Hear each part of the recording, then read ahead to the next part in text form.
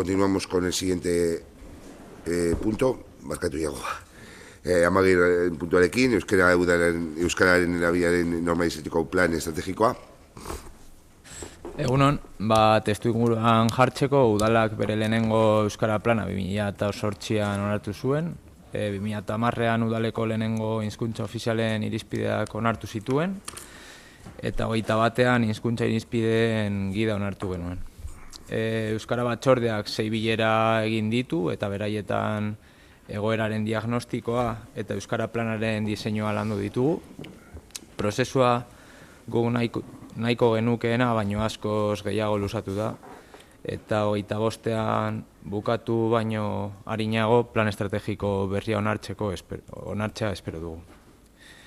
Gure nahia da Euskara plan hau erakunde osoaren plana izatea, arduradun politiko gehienak zein langile guztienak, izan euskaldun ala ez. Komunikazioan arreta berezia jarriko da, langile berrien harreman eta langileekin batera adostuko dira Euskara sustatzeko ekintza planaren parte senti daitezen. Diseinuaren prozesuari buruz, 24ko apirilean abiatu genuen, Joseba Lozano, Ortuellako udaleko gobernu batzordearen bilera ireki batera gonbidatuz. Urte bereko maiatzean udaleko Euskara batzordea osatu genuen. 24an zehar 3 bilera egin ditu eta 25ean beste 3 ere. Lan bilera horietan diagnostikoa, helburuak eta adierazleak, neurriak eta plana bera adostu ditugu. Eta 2024ko udaberrian saregin bidez langilearen galdetegia bidali genien.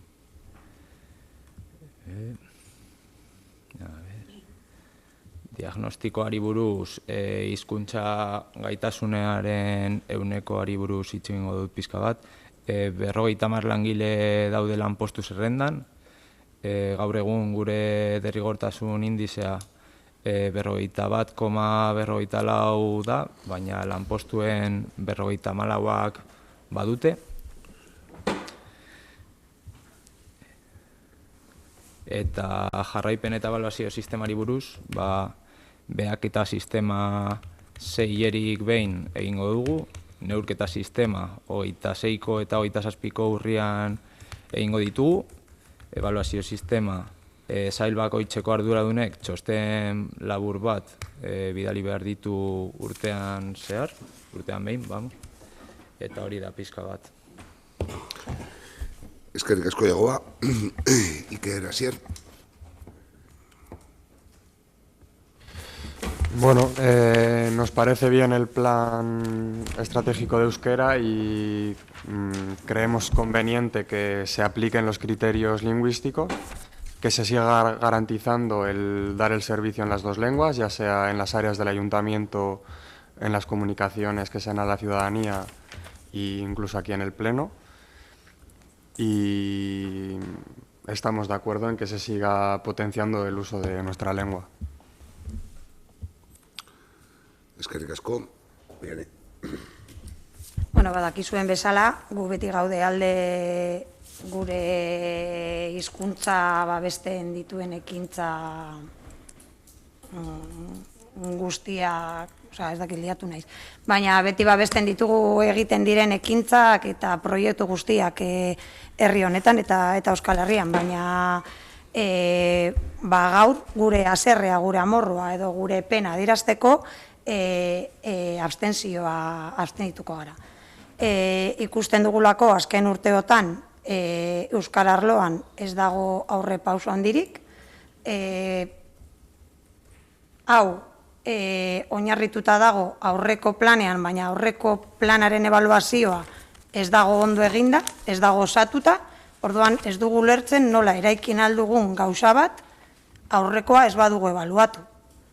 Horregatik da gure amorrua. O sea, decía que nosotros, y perdón porque antes me he liado un poco, que se me han aturbiado las ideas, decía que nosotros siempre trabajamos para la normalización lingüística de nuestro idioma, siempre lo ponemos en primera línea, apoyamos y trabajamos a favor de todas las actividades y todos los planes y todos los proyectos que hay en euskera, tanto en Ortuella a nivel municipal como a nivel de país, pero esta vez nos vamos con pena y con rabia, porque es un punto que hemos debatido un montón dentro de nuestro grupo qué hacer, pero nos vamos a abstener, porque si es verdad que desde el 2008, como ha dicho Yagoba, se ha ido trabajando y se han dado pasos importantes, en los últimos años, desde el 2021, se ha retrocedido o nos hemos estancado. Y lo que no puede ser es que este plan se presente cuando el plan anterior no está evaluado. O sea, ¿cómo podemos trabajar algo y presentar algo nuevo cuando lo anterior en lo que nos basamos no hemos hecho una valoración de lo que hemos hecho bien y lo que hemos hecho mal? Este discurso lo hemos tenido muchas veces con el área de igualdad. Ahí sí que se ha hecho ese trabajo y en los últimos planes se ha tenido en cuenta esas evaluaciones, pero entendemos que vamos a seguir trabajando para la normalización lingüística del euskera, pero en este punto pues es que no podemos votar a favor algo que creemos que no es sólido. Eskerrik asko, Jane.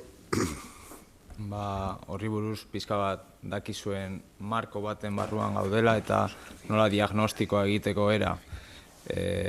Pizka bat segitu dugu bidali digutena, orduan pausuak geneuzkan ja jarrita, gero bilera guztiak irekiak izan dira eta hor bertan zuen partaidetza izan dugu hala nola diseinua egiteko, eta ulertzen dut zure kezka, baina ez dakit zer gehiago erantzun.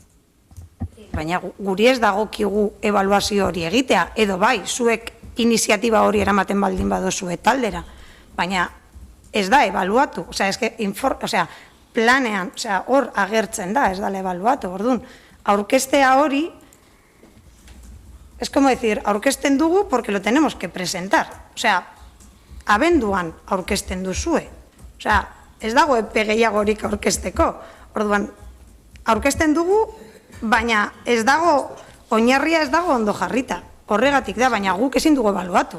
Laguntza eskatzen badizuegu, guk ematen dugu. Arazori gabe, badakizue beti joaten garela. Bat izan ezik, lantalde guztietara joan gara, eta parte hartu dugu biziki. Ahí no hay duda.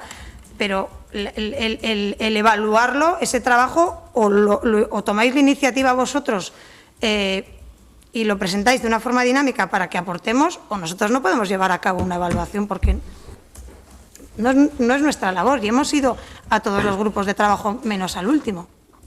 Entonces, es nuestra forma de decir, vamos a tomárnoslo en serio y vamos a trabajar para que sea real y que lo que se invierta sea efectivo, porque muchas veces la sensación que tenemos, y entiendo que vosotros también a veces, es que se invierte pero no se avanza. Entonces, vamos a poner unas bases sólidas, vamos a saber de dónde partimos y vamos a intentar trabajar desde ahí, porque es tan ambiguo decir que vamos a hacer, pero vamos a hacer, si no nos marcamos unos plazos y unos objetivos muy pequeños, nos come el vamos a hacer, nos llega el 2029 y estamos en el vamos a hacer. Entonces, esa es nuestra idea y nuestra función. Y ya os digo que ha sido un debate importante tomar esta decisión, porque creo que nunca nos hemos abstenido en nada que tenga que ver con nuestra lengua. Eskerrik asko, Oiane, zeo gehiago, puntu honetaz, mosketa egingo dugu. Ortuellaren udaren euskararen erabilera normalizatzeko plan estrategikoa 2025 eta 27, alde, abstentzioa, onartuta geratzen da.